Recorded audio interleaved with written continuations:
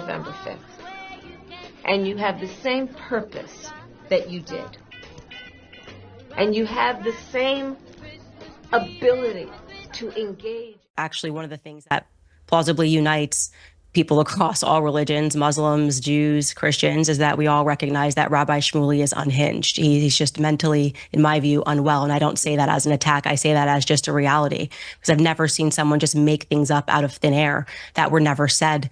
And trying to screen that as a defense of Black people. The Black people will never accept Rabbi Shmuley after Michael Jackson put him on a list of people who he felt were ruining his life. So you can stop your pleas with Black America. They won't work. Now, going back to the context of what you've asked us to speak about today, I think one of the things that the world is recognizing, and what we've always recognized, is that there are radical fringe sects that break out within every single religion, amongst every race. There's white supremacy, there's Black supremacy, there's radical Islam, there are all of these Christ cults around the world. And I think right now it's important for people to understand that radical Judaism is also a thing, and you're watching an example of it right now on your screen. The person sitting across from me, or sitting next to me, I guess, it posted on his Facebook page in 2016 a tribute to someone who he said was his mentor. That was Rabbi Menachem Schneerson. He said he was his mentor and his friend. Now, for those of you who are not familiar with Rabbi Schneerson, there were some Jews who believed that he was and is the Messiah. So rejecting Christ, but believing that that rabbi was his Messiah. Now, you may remember in the news recently, there was this radicalized faction of the Lubavitch Orthodox community in Brooklyn that were digging tunnels in Brooklyn and hurling benches at police officers. Well, and by the way, this is per the Times of Israel, that faction of individuals are followers of Rabbi Schneerson. So again, you have Rabbi Shmuley who believes that that's his mentor. They believed that he was the Messiah. What is it? It becomes important to understand, what did Rabbi Schneerson preach? Well, he preached Jewish supremacism, the hatred of all non-Jews. And you don't have to take my word for it, because if I said it, they would say that's anti-Semitism. You should instead take the word of the two Jewish professors who translated his work. Those authors' names were Israel Shahak and Norton Mezvinsky, and their book was entitled Jewish Fundamentalism in Israel. From that book, we learned that Shmuley's mentor, Schneerson, describes the difference between a Jew and a non-Jew. And he says, quote, "Thus, we do not have a case of profound change in which a person is merely on a superior level. The body of a Jewish person is of totally different quality from the body of all nations of the world." And he talks about the substance of the Jewish body versus the substance of non-Jews, saying that the inner quality, quote, is so different and so great that the body should be considered completely different species. So that is a belief. And you can go through his speeches and you will see that he continually talks about how non-Jews should be treated, and that, again, we are a different species. This is what Rabbi Shmuley believes in. We have to come to terms with the fact that there are Jewish radicals, and it's incumbent upon the Jewish community to call them out. I'm glad that you brought up my rhetoric about Black Lives Matter, the organization, which was basically allowing Black criminals to take to the street to burn down, to loot, and to riot in the name of racism, because it shows that I'm on equal footing here, that across the board, I do not support supremacism, whether it's coming from my community or whether or not it is coming from yours. And no man, nowhere in the cultural sphere did anybody call her attractive. I just imagine how embarrassing that is. You're a woman. You have just written an entire song about your vagina and how amazing it is and how men are obsessed with it. You're a married woman, by the way, with children, and nobody's calling you hot. Not even your most ardent defenders think that you are beautiful and sexy. No one said the conservatives just don't realize how sexy this is. No men said, I just can't wait to get with Cardi B. Do you know why? Because it was too much. It actually was too much. And so in a way, I felt bad that she had put so much of her nude body on the internet, had talked about her nether regions in a song, in the most disgusting, again, in the most, again, read the lyrics, filthiest manner that you could possibly discuss it. And nobody cared. No one wanted her more.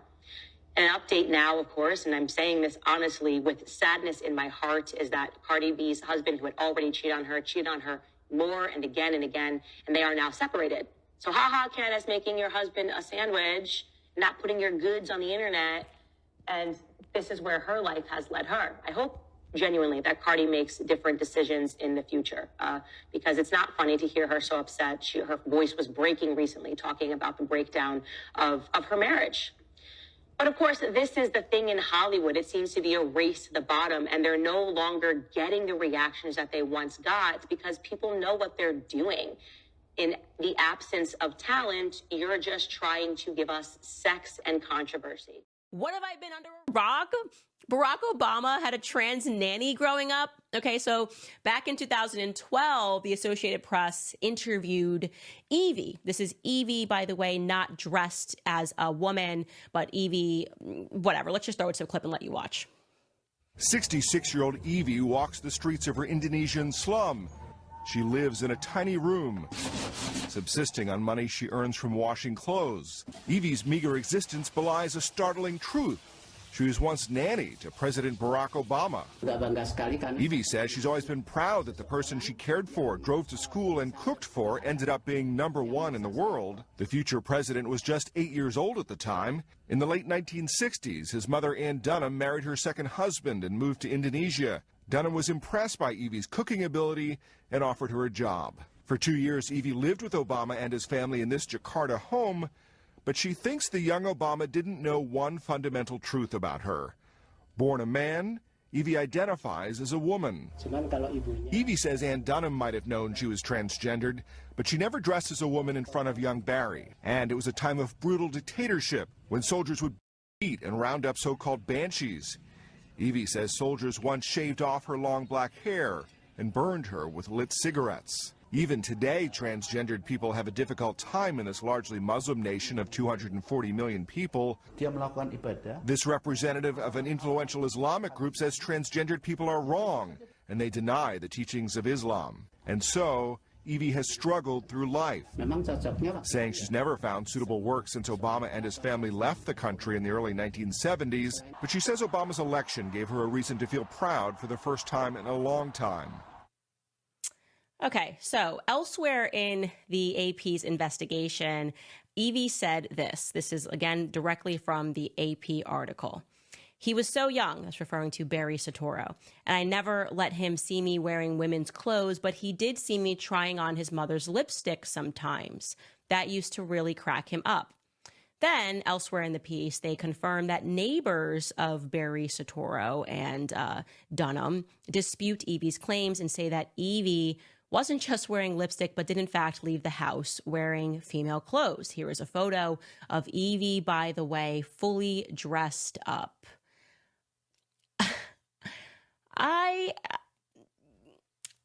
I'm speechless, I think. What the hell is going on? What the hell is going on? You know, Evie apparently was very much accepted as a transgender individual by Stanley Dunham, Barack Obama's mother, so much so that she allowed Evie to wear her lipstick, allowed Evie to be around her child wearing her lipstick. And if the neighbors are telling the truth, which I feel like they are, Evie was dressed as a woman around a young Barry Soetoro. Okay, so why am I bringing this up? Well, first and foremost, because it's insane. Secondly, because it's a little too much synergy, as I said at the top of the show, between the mysterious upbringing of Emmanuel Macron, okay, and Barack Obama. Just like, for whatever reason, they are entered into these Catholic schools when they're really young, and they have this extraordinarily close relationships with their grandparents, like Emmanuel Macron, the exact same thing.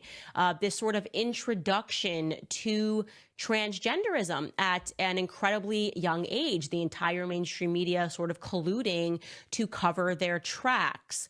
What the hell is going on? What's going on? I'm going to ask you guys, seriously, what is going on? Because it's starting to look to me like a program, like a global government program, which potentially is breeding world leaders in very disgusting ways, exposing them to things that they probably should not be exposed to when they're young. But what then would you suggest my mother does? Try to talk you out of it. Like a mom is supposed to guide their children when they're doing decisions like that and say, listen, I understand you may think this is that, or you may think it's this way, but you're a beautiful young girl. You have your entire future ahead of you. You have two parents that love you.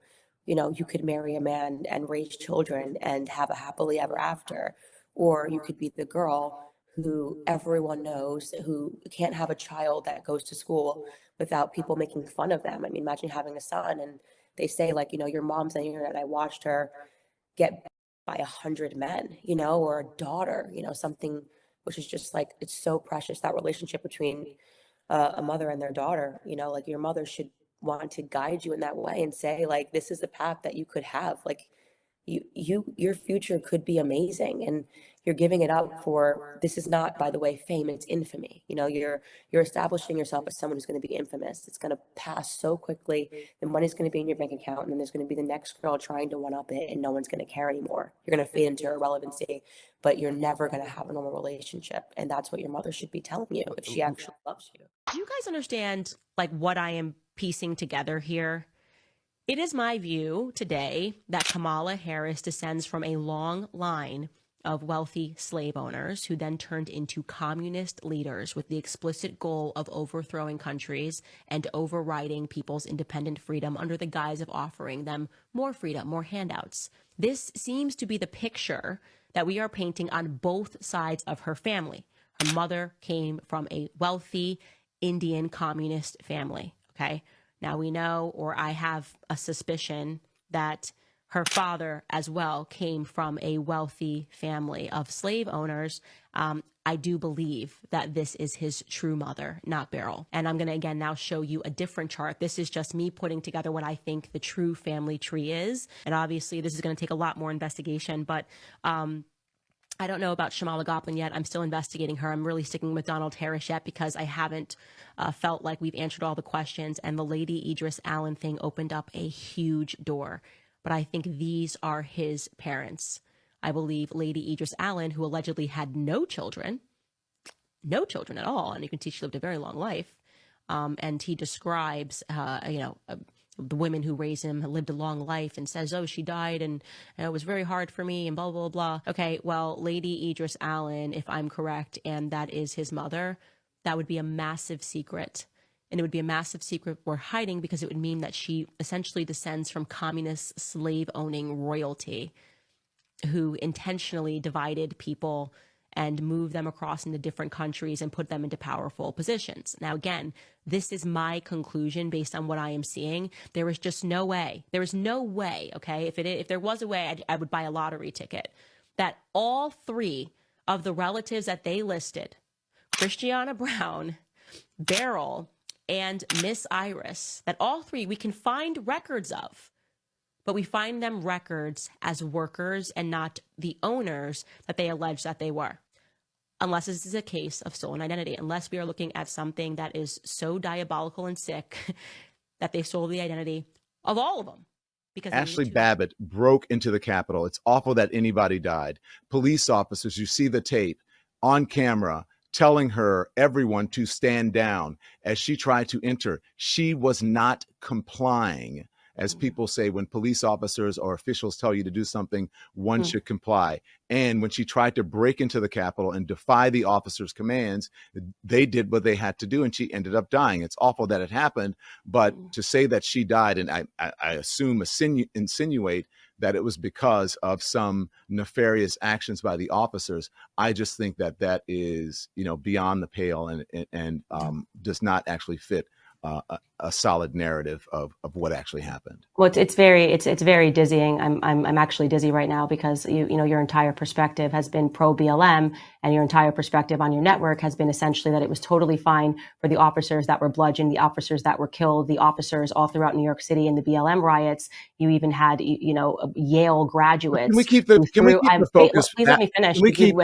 I just allowed you to finish. I just think it's nice to allow me to finish since I'm a guest on your show. It is, but I want you to. But you had them throwing bombs, I want you to keep the focus on the insurrection and not on Molotov BLM. cocktails. In the very same summer that you're talking about the insurrection, Molotov cocktails were thrown into police cruisers Candace, during the BLM George Floyd riots. You didn't seem to have the same sensitivity towards police officers. We're not talking about BLM. Can we? But it's relevant because it was happening in the exact same city. Okay. And so suddenly, like I said, I'm just dizzy because I can't figure out whether or not you care about police officers or you don't care about them, because now you're sharing emotional stories and now you're cutting me off when I want to share one about a Molotov cocktail that was thrown into a police cruiser in New York by some college graduates, and the media, the platform that you were on, cheered it on because this was about justice. But suddenly when it's patriots, you want to talk about the sad stories of the police officers. You're now saying that because you don't comply, you can get shot. That's fine if that's your perspective. You're still talking about, at the moment, a death toll of under 50,000. There's no comparison in the amount of dead people compared to the Holocaust. So do you understand why? But it is a Holocaust, what's happening. Well, is it though? Yes. So, I think language is really important. I think language is really important as well. And that's people why say Holocaust, genocide, I think what's happening is a Holocaust. The burning bodies of the children that I'm seeing every day, and we spoke about this a little bit on my show, but I have recognized that the ability to see this stuff every day has transformed my opinion. Maybe the numbers wouldn't have gotten so high if people had spoken up when it was happening at the very beginning during World War II. And so I want to use my platform to say that I believe that they are intentionally executing a Holocaust. I think Bibi Netanyahu, there's tons of evidence, and obviously the Western media is not reporting on this, but the corruption trials that are going on with Bibi Netanyahu pertaining to October 7th and him editing the transcripts and the prior knowledge that he knew is now becoming extremely pertinent. It is a question as to whether or not he allowed the attacks to take place, essentially to then be able to go in and to commit this Holocaust against the Palestinians. Now, they are essentially, and this is Sigmund Freud was a Kabbalist, and they believe in bisexuality. They worship Baphomet. They are trying to use psychology to introduce, and I read this in a book by a Jewish historian, David Bacon, to make their religion the religion of the world, right? Which is a pedophile-centric religion that believes in demons. It believes in child sacrifice, and it is the reason that we have the circumstances that we are in today, and most people won't be able to find this history. I'm done telling you guys. I'm done trying to tell you guys what happens every 4 years. You keep maiming and caricaturing me and being convinced that that woman has your best interest. You get what you get. In fact, Quavo, honestly, if she was still district attorney, she'd probably arrest his ass. Pardon my language. Pardon my language. I think she'd send him to prison. I'm done. I am so done. Let me move on from. Of course, respectfully. If you say to me you should respect people, I always respect people. I would disrespect you if I lied to you. I'm not going to call a man a woman. I'm not going to call a woman a man. I'm not going to say sorry for telling the truth. Your beliefs. It's not my belief. A woman cannot be a man, and a man cannot be a woman. It's not a belief. But I'm saying in your perception of the world is different from someone else's perspective, because just as emphatic as you are, that you believe what you just said, there's someone that believes emphatically the opposite. Okay, so what you're talking about is the idea that everything can be subjective and there's no such thing as truth. And let me tell you why that. But that's why it's either yes or a no. No, because we're either talking about feelings or facts. No, but that's what I'm saying. I believe there is objective truth. Okay. Okay. A person that is born a man, okay, a person that is born with a penis, as we call it, okay, cannot ever grow up and give birth. Do we agree with that? Yes. Okay, so there is such thing as an objective truth. I will not apologize for sharing objective truth. I'm not going to apologize for not saying because his feelings are hurt and do you see how I feel? Because so you have no problem going throughout the world hurting people's feelings. I have no problem going out the world. That's one way to pitch it. Telling people the truth so they can better their lives. So they can live in reality and not the one, not the fantasy land that they're creating for their lives. But what if someone believes that that is a better life for them? Okay, well, let's play it your way then. Let's do it the other way. There are a group of people who are now referring to themselves as minor attracted people. Oh, I knew you was going. Can't go there. Hey, but that's what they believe. They believe that they are in love and want to have sex with children. They believe that, Nick. They believe it. And are you going to apologize when you call them pedophiles? Are you going to apologize, Nick? Are you going to have them on your podcast? Don't you understand how they feel on the inside when you say that they can't have sex with 8-year-olds? That is a hell of a point. It is. The slippery slope is not a fallacy. It is reality. We are living the slippery slope. So somebody's going to have to produce the wall. So there's going to be a lot of voices that need to be objective and tell people the truth. I'm very happy to be those voices. If you're looking for me to, make you feel good, I can't be your mommy. I can't. That's why I tell people, I can't be your mommy. But see, that's what I was saying. It's I'm not your mommy. You're not a toddler. You're an adult. But see, this is what truth is. And if you can't deal with truth, then you're going to have a very tough life, way tougher than having to listen to Candace Owens say, you are a man on the internet.